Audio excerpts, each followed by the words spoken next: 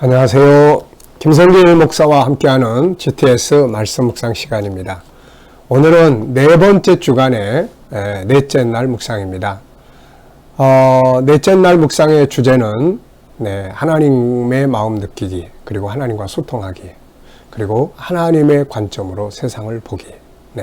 그래서 하나님과 좋은 관계를 갖는 것을 주제로 하고 있습니다. 우리가 창세기 1장 27절부터 31절까지, 지금 우리가 24절부터 이번 주간 묵상 말씀인데요. 27절부터 31절까지를 보면은 하나님이 만물을 창조하시고 우리 인간에게 삶은 이렇게 살아야 된다. 그리고 창조의 질서, 삶의 질서를 보여주신 것이 있는데, 그게 바로 관계의 성공입니다. 관계죠. 하나님과의 관계, 나 자신과의 관계, 그리고 또 가족, 이웃과의 관계, 그리고 모든 만물과의 관계죠. 자, 이 네 가지 관계를 잘 하면 그것이 행복이고 인생의 성공적인 삶을 살게 만듭니다. 관계가 깨지기 시작하면은 삶이 힘들어지고 문제가 많아지기 시작을 하는 거죠. 자, 오늘은 그 중에서 하나님과의 관계를 중심으로 우리가 묵상을 합니다. 여러분들, 하나님과의 관계는 어떻습니까? 하나님은 좀 의식하고 사시나요? 또 하나님의 관점에서 세상을 좀 보고 있나요? 또 하나님과 소통하면서 살고 계시나요? 그 속에서 하나님의 응답을 누리면서 살고 계시는지 한번 생각해 보시면서 오늘은 그런 훈련을 좀 많이 해보시기 바랍니다. 자, 오늘도 먼저 그림 한번 보겠습니다. 이 그림. 자, 이 그림을 보면서 어떤 느낌이 드시는지, 이건 정답은 없습니다. 생각을 움직이게 하기 위한 것이니까 여러분들의 생각을 좀 막 이렇게 움직여서 느껴지는 걸 적어 보시기 바랍니다. 저는 일단은 여기 등장하는 인물, 이 인물이 아이 같기도 하고 어른 같기도 하고, 그런데 일단은 스마일, 웃는 모습이 참 좋다. 행복함이 느껴지고 즐거움, 감사가 느껴지고 아주 기분 좋은 느낌을 줍니다. 마음 착한 사랑같이 느껴지고 하트, 사랑의 표시를 보여주고 있습니다. 그림 안에 있는 내용 있는 것들, 자, 보이는 것과 보이지 않는 것. 보이는 부분에만 늘 초점을 두면 발전이 없습니다. 근데 보이지 않는 부분을 자꾸 찾으면 변화와 발전을 만들게 되죠.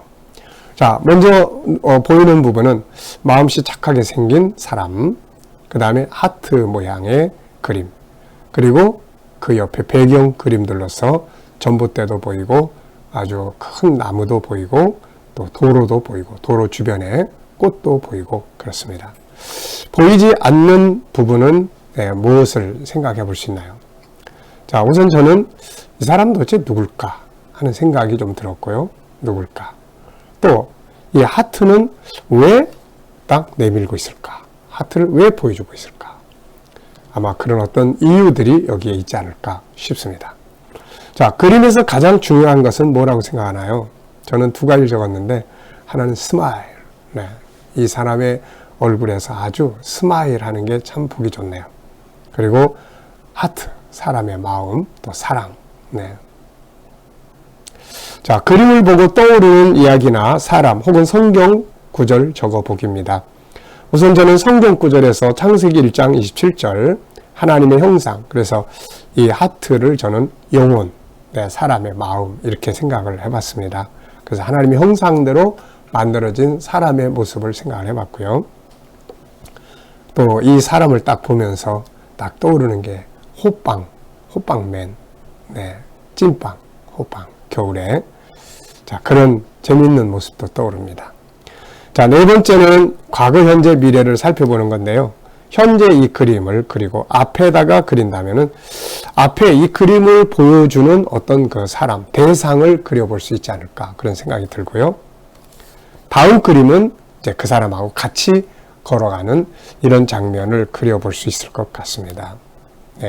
뭔가 이렇게 과거 앞에 그림 때문에 이게 등장하는 거고, 이 그림 때문에 다음 그림이 나올 수가 있게 되는 겁니다. 우리들의 삶도 마찬가지죠. 지난날에 어떤 만남, 어떤 일들, 어떤 상황들이 오늘의 나를 만들었고, 지금 내가 무엇을 어떻게 살고 있고 무엇을 준비하느냐에 따라서 미래에 내가 만들어질 수가 있게 되는 거죠. 나이가 이렇게 1살, 2살 먹어가다 보니까 참 참 세월이 참 빠르구나 하는 생각을 참 많이 해요. 그래서 내 과거를 이렇게 돌아보면 주님 만났던 일들, 그런 부분들이 사명을 받았던 부분들, 뭔가 또 열심히 준비하려고 했던 그런 부분들이 지금의 나를 만들었다, 이렇게 생각을 해요. 아쉬움도 좀 많죠. 그때 조금 더 이렇게 했으면 조금 더 이런 상황들이 좀 더 발전된 모습의 내가 만들어져 있지 않을까 하는 생각도 해보고요. 그렇다면 이제 앞으로 나의 주어진 삶이 얼마나 될 것인가? 그 주어진 삶에 어떻게 살고 싶은가? 어떤 환경에서 어떤 일을 하면서 살고 싶은가? 그렇다면은 지금 내가 뭘 준비해야 될까? 사람은 한편에서는 일을 하면서 또 한 부분은 준비를 하고 살아야 합니다. 현실에만 매여 살다 보면 미래의 준비가 되지 않은 경우가 많아요.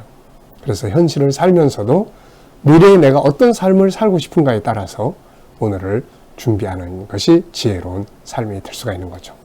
자, 본문 말씀을 우리 함께 또 읽어보겠습니다. 창세기 2장 1절로 17절인데 구조는 33353, 앞에 3은 하나님께서 6일 동안의 창조 다 마치시고 7일째 안식일 날 만드셨다는 것.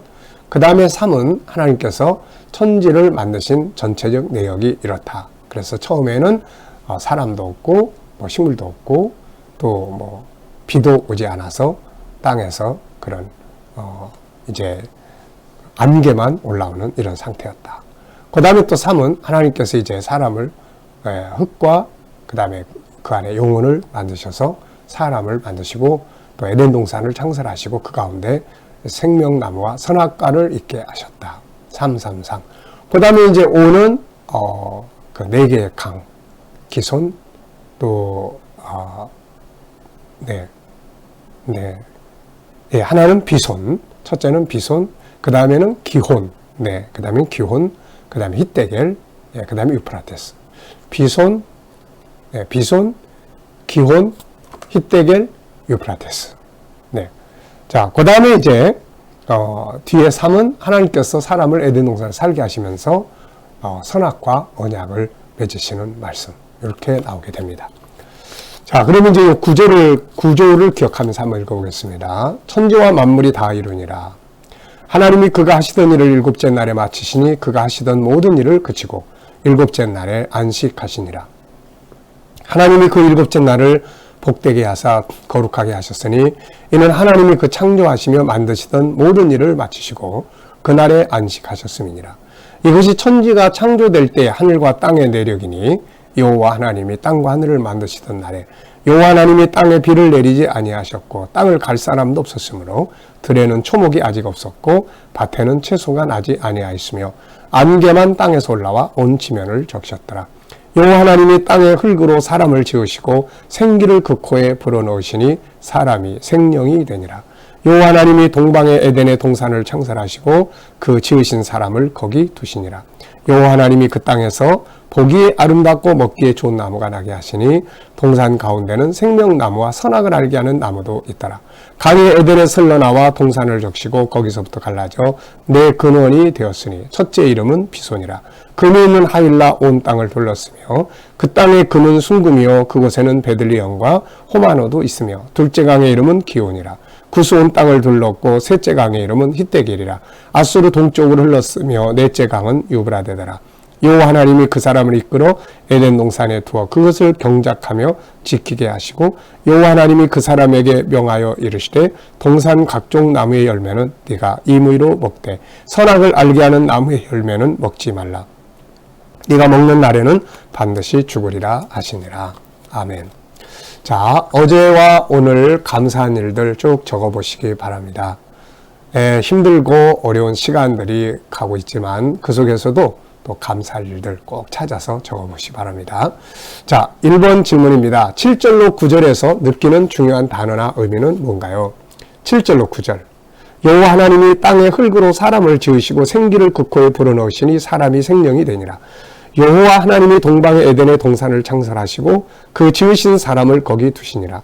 여호와 하나님이 그 땅에서 보기 아름답고 먹기에 좋은 나무가 나게 하시니 동산 가운데는 생명나무와 선악을 알게 하는 나무도 있더라. 아멘. 여기도 보면은 계속해서 여호와 하나님이. 네. 그래서 하나님이 빠지면 그 다음의 내용들이 없다. 그래서 하나님이 항상 내 삶에서 첫 번째 우선순위가 되어야 한다 하는 것을 생각하게 됩니다. 그리고 아주 중요한 것이 각 절마다 나오죠. 먼저 7절에서는 흙으로 사람의 육체를 만드시고 생기를 불어넣는데 이 생기가 바로 하나님을 닮은 영혼이죠. 그래서 사람은 육체와 영혼으로 이루어져 있는 존재입니다.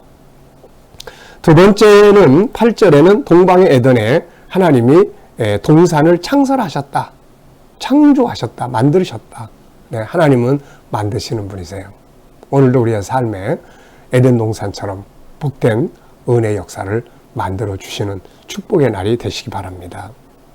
세 번째는 그 다음 9절에 생명나무와 선악과 나무를 만들어 놓으셨습니다.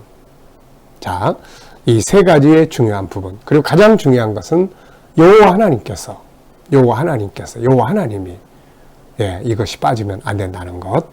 자, 두 번째 질문입니다. 하나님께서 7절로 9절에서 이제 질문 2개 만들어 보겠습니다. 질문. 자, 살아가면서 변화와 발전을 추구하기를 원한다면 항상 질문을 많이 해 보셔야 합니다. 자, 저는 3가지 질문을 적었어요. 확인 질문입니다. 사람은 어떻게 이루어져 있는가? 무엇과 무엇으로 구성되어 있는가? 두 번째 질문은 에덴 동산이 가지고 있는 의미는 뭘까? 에덴이라는 말의 뜻은 기쁨이라는 뜻입니다. 그러니까 기쁨의 동산을 만드셨어요. 바로 이 에덴 동산은 천국 운동의 출발점입니다. 그래서 에덴에서부터 시작해서 마침내 7부작으로 쭉 진행되다가 계시록 21장, 22장에서 새하늘과 새 땅이 임하면서 천국 운동이 완성이 되고 우리는 이제 새하늘과 새 땅에 들어가서 영생의 복을 누리게 되는 것이죠. 그날에 나와 우리 가족들, 자녀들, 사랑하는 모든 형제들이 함께 그 나라를 꼭 기업을 얻을 수 있도록 기도하고 전도하고 그 일을 위해서 더 희생하고 봉사하면서 은혜의 자리에 같이 나갈 수 있도록 해야 되겠습니다. 생명나무와 선악과는 왜 두셨을까? 전 이것 때문에 많이 연구했어요. 그러다가 깨달은 게 생명나무의 본산지는 계시록 22장 1절로 5절 새하늘과 새 땅이에요. 거기 있는 나무를 에덴 동산에 심으셨다? 왜 심으셨을까? 에덴 동산에 살고 있는 하나님의 자녀들에게 천국을 계시하기 위한 것이었죠. 그래서 아담과 하와는 그 생명나무를 보고 생명의 열매를 먹을 때마다 새하늘과 새 땅, 우리가 가야 될 우리의 고향, 그걸 생각할 수 있었겠죠. 또 하나는 선악과는 언약의 증표예요.